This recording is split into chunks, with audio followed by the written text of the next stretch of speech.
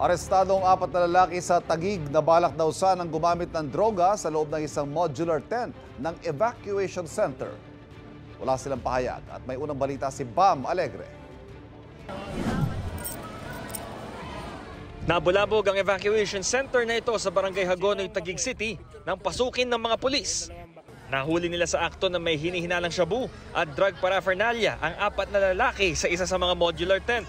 Natunugan daw ng mga bantay sa evacuation center ang kahina-hinalang kilos ng mga tao sa isa sa mga tent na magpapasok sila ng mga bisita na hindi naman mga evacuee. Hindi naman natin naisip na gagawin nila dito sa gantong kadaming tao. Napansin lang nila na nang pumasok, siyempre inaantabayanan din at pinapansin din naman nila na medyo may katagalan yata. Ngayon, inikutan na kagad.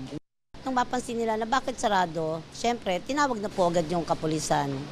Ganito yung itsura ng tent kung saan balak sana isagawa ng mga suspect yung kanilang masamang balak. Ito yung mataas at enclosed. Ayon sa pulisya, posibleng mapanganib yung maging epekto sa mga kapwa, mga evacuee kung sakaling na ituloy nila ito. Bukod sa amoy, ay hindi rin nila masabi kung ano yung pwede pa nila magawa kung sakaling nasa impluensya na ng droga.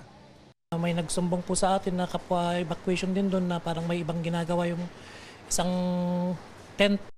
Tapos nung pagkasumbong sa amin na biniripay agad namin, pagkakita namin, nakita namin yung 4 na magbabalak pa lang na mag-attempt ng pot session. Agad inaresto ang mga suspect at dinala sa Station Drug Enforcement Unit ng Taguig para sa medical exam at inquest proceedings. Nahaharap sila sa reklamong paglabag sa Comprehensive Dangerous Drugs Act. Walang pahayag ang mga suspect. Ito ang unang balita mula rito sa Taguig, Bam Alegre, para sa GMA Integrated News. Kapuso, huwag magpapahuli sa latest news and updates. Mag-iuna ka sa balita at mag-subscribe sa YouTube channel ng GMA Integrated News.